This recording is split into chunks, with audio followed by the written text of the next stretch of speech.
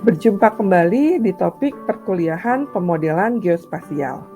Kali ini kita akan membahas tentang analisis dan pemodelan spasial.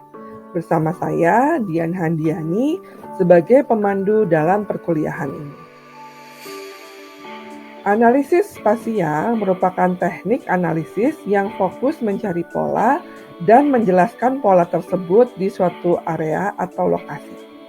Berbagai elemen dari spasial analisis diantaranya statistika dan statistika spasial, SIG analisis, tampilan kartografi, dan juga modeling spasial. Ini artinya modeling adalah bagian dari teknik yang digunakan untuk dapat mencari pola atau anomali, dikenal juga dengan analisis spasial, pada suatu area atau dari objek suatu kajian. Perbandingan antara modeling dan analisis spasial, jika ditinjau dari prosesnya, modeling itu bersifat dinamis, sedangkan analisis spasial bersifat statis. Dinamis artinya adanya perubahan di dalam beberapa variabel yang dimodelkan. Kemudian, validasi hasil model dibandingkan dengan kondisi sebenarnya. Adapun analisis spasial hanya mencari pola atau anomali berdasarkan kondisi yang sebenarnya. Kemudian, model melakukan eksperimen atau membuat berbagai skenario. Sedangkan di dalam analisis spasial hanya membuat hipotesis dan ide dan juga melakukan evaluasi, semuanya berdasarkan data. Sehingga dapat disimpulkan hasil dari model dapat digunakan sebagai objek dalam analisis spasial. Sebagai contoh analisis spasial yang dapat membantu dalam menyelesaikan permasalahan di sekitar kita adalah kasus dari Dr. Snow di tahun 1854 di Soho, London, Inggris. Beliau berhasil membuat atau mendapatkan pola pasiennya berdasarkan area tempat tinggalnya. Penemuan pola ini berdasarkan hasil interview. Kemudian, hasil penemuan pola tersebut dikaitkan dengan penggunaan pompa air dari sumur yang sudah terkontaminasi oleh bakteri. Dan hampir dipastikan pasiennya minum dari sumur tersebut, sehingga terjangkit kolera.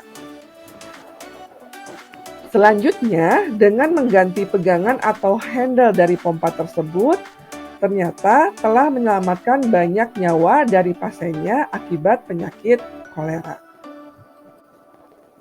Pemataan oleh Dr. Snow tersebut sebagai upaya dalam memonitor kasus pasien kolera dan juga menentukan lokasi terdekat dengan sumur yang menggunakan pompa tersebut merupakan hal yang jenius pada saat itu. Karena dari proses pemetaan lokasi tersebut yang kemudian dikenal sebagai analisis spasial sekarang, itu dapat menyelesaikan permasalahan terjangkitnya penyakit kolera. Dr. Snow merupakan pionir epidemiologi yang menggunakan analisis spasial. Baik analisis spasial maupun pemodelan spasial merupakan komponen penting dalam SIG, seperti yang ditunjukkan pada diagram pohon di awal, di mana semua elemen analisis spasial tergabung dalam satu sistem, yaitu Sistem Informasi Geografis atau SIG. Pemodelan bertujuan memberikan data sebagai objek bagi analisis spasial sehingga dapat merepresentasikan pola atau proses di kondisi yang sebenarnya. Pemodelan spasial ada beberapa pola. Beberapa di antaranya yaitu pola yang visual atau pola yang tampak dan juga pola yang berdasarkan dari fungsinya. Mari kita lihat satu persatu. Pola visual atau pola pemodelan yang tampak atau terlihat dibagi menjadi 3, yaitu random, cluster, dan homogen. Di sini contoh dari hasil pemodelan dari data titik untuk menunjukkan pola dari pohon pine. Di gambar sebelah kanan, di gambar sebelah kiri, ya, di situ adalah pola random yang mana tidak mengikuti atau tidak ada pola yang jelas atau cenderung bebas.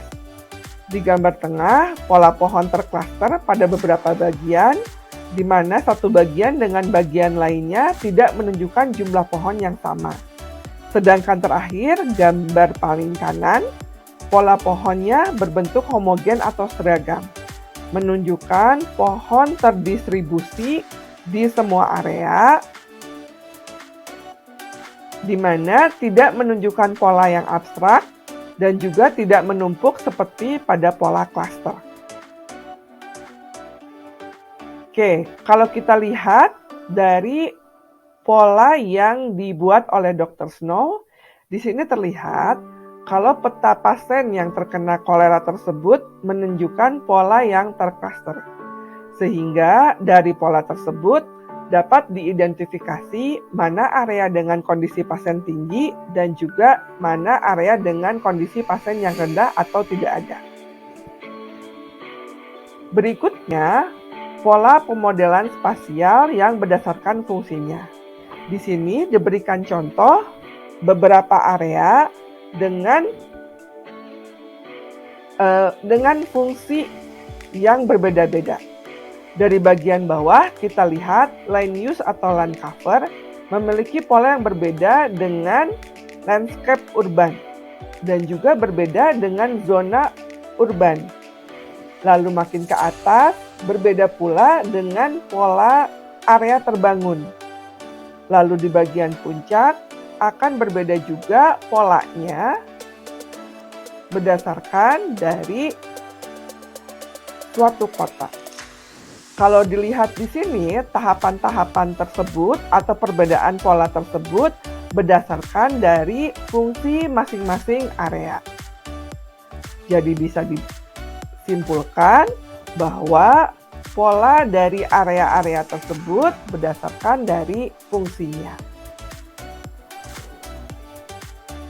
Itu saja yang saya dapat jelaskan terkait dari analisis dan pemodelan spasial.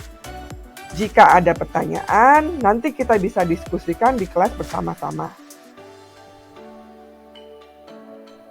Terima kasih atas perhatiannya semua. Sampai jumpa lagi di video berikutnya. Salam sehat.